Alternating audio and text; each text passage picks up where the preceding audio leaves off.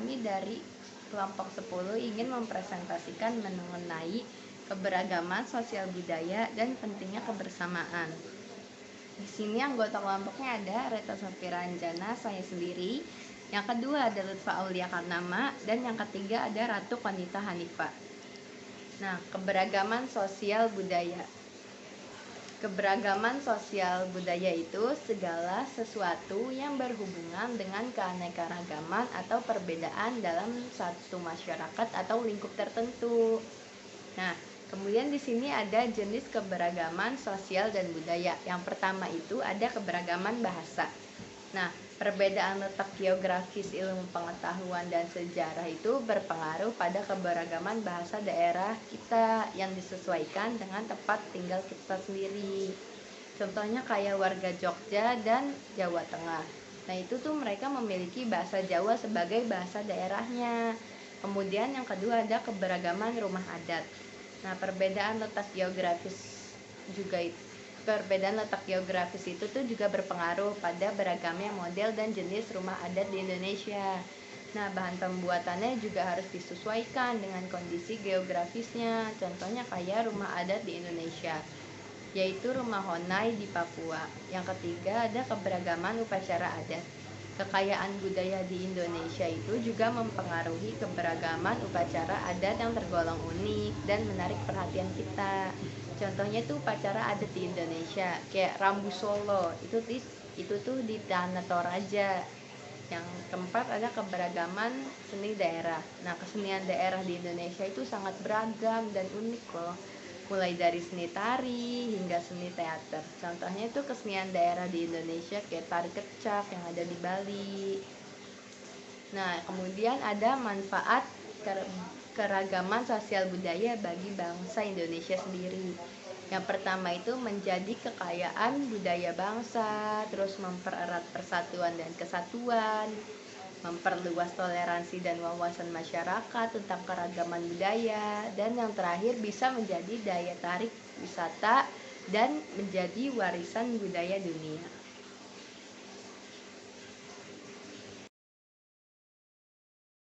Selanjutnya, ada faktor penyebab keberagaman sosial budaya di Indonesia. Yang pertama, latar belakang historis.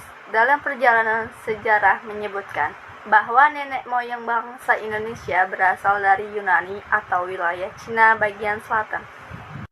Yang kedua, letak geografis. Contohnya, masyarakat yang tinggal di daerah pegunungan seperti Bromo misalnya, mereka akan cenderung bermata pencaharian seperti petani. Sedangkan untuk masyarakat yang tinggal di daerah pantai seperti Pangandaran biasanya berprofesi sebagai nelayan. 3. Faktor kondisi alam. Yang pertama, letak suatu daerah satu dengan yang lain berbeda. Yang kedua, sumber daya alam. Dan yang terakhir, kondisi wilayahnya. Selanjutnya, ada beberapa permasalahan yang mungkin muncul dalam keberagaman sosial budaya. Yang pertama, ada konflik sosial dan budaya. Primordialisme adalah sikap yang menganggap jika sukunya lebih baik dibandingkan suku lainnya. Sikap ini bisa menimbulkan konflik sosial dan budaya di masyarakat karena minimnya toleransi dan sikap saling menghormati.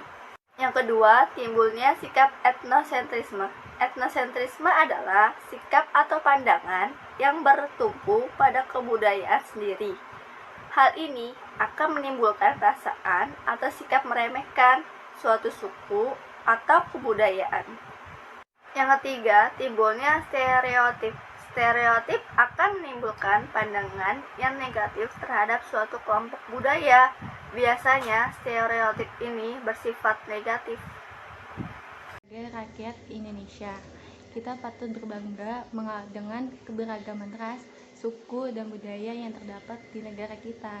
Tidak tanggung-tanggung negara kita memiliki beragam kelompok etnik alias suku bangsa. Sudah sepantasnya kita selalu menjaga kebersamaan di tengah keberagaman ini. Mengapa kita harus menghargai keberagaman di dalam bangsa Indonesia? Karena inilah beberapa alasan mengapa sebagai warga negara Indonesia kita harus terus menjaga persatuan meskipun berbeda satu sama lain.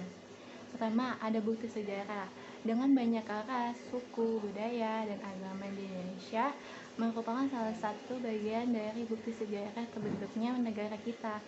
Jika kita pernah mempelajari sejarah Indonesia, sejumlah kerajaan Hindu, Buddha, dan Islam pernah berdiri di sini. Masuknya kerajaan-kerajaan tersebut turut andil dalam menyebarkan budaya maupun agama di Indonesia. Kedua, ada ciri khas negara Indonesia. Sudah menjadi rahasia umum bukan jika dunia pun mengakui bahwa indahnya keberagaman di Indonesia sangat jarang dijumpai di negara-negara lain. Oleh karena itu, sudah sepatutnya kita turut membantu menjaga diri khas negara Indonesia ini, yaitu meskipun masyarakatnya hidup di tengah keberagaman, tetapi kita tetap rukun dan bersatu. Terakhir, ada wujud persatuan Indonesia. Kita pasti ingat dengan sila ketiga Pancasila, yaitu persatuan Indonesia. Dua kata sederhana ini mengajak seluruh bangsa Indonesia untuk tetap bersatu. Tidak dapat dipungkiri bahwa persatuan merupakan kunci kemajuan dan kemakmuran sebuah negara. Penting gak sih bagi kita menjaga keberagaman Indonesia? Jawabannya adalah sangat penting, karena indahnya kebersamaan bisa membuat setiap rakyat bisa hidup damai meskipun memiliki banyak perbedaan, baik dalam segi rasa, suku, budaya, bahasa, maupun agama. Cara menjaga kebersamaan di tengah keberagaman: pertama, ada toleransi. Cara utama untuk menjaga kebersamaan meskipun berbeda satu sama lain adalah dengan bertoleransi. Kita bisa bertoleransi pada siapapun yang berbeda budaya, suku, ras, atau mungkin agama dengan diri sendiri. Bagaimana sih cara kita bertoleransi yang benar? Memberikan kesempatan pada mereka untuk menganut kepercayaan atau budayanya, hindari sikap tidak tanggung rasa, apalagi mencemooh kebudayaan orang lain yang berbeda dengan kita.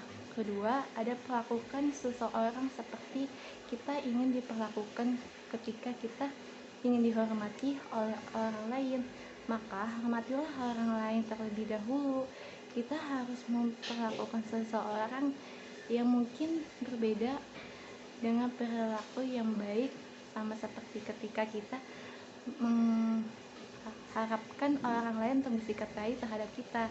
Sebagai contoh, ketika temannya berbeda keyakinan sedang merayakan hari raya keagamaannya, beri dia ucapan tulus. Sikap sederhana seperti ini akan memberikan pengaruh positif pada kehidupan keberagaman di Indonesia. Terakhir, ingat kita bersaudara, punya teman yang berbeda ras, suku, maupun agama. Tetaplah ingat bahwa kita dan dia adalah saudara-saudara setanah air. Sudah sepantasnya saudara sebangsa dan setanah air saling mengasihi satu sama lain. Dengan menyadari arti saudara sebangsa dan setanah air ini, semoga kita pun jadi lebih menghargai keberagaman dalam kehidupan sehari-hari. Sekian dari kelompok kami, kurang lebihnya mohon maaf. Wassalamualaikum warahmatullahi wabarakatuh.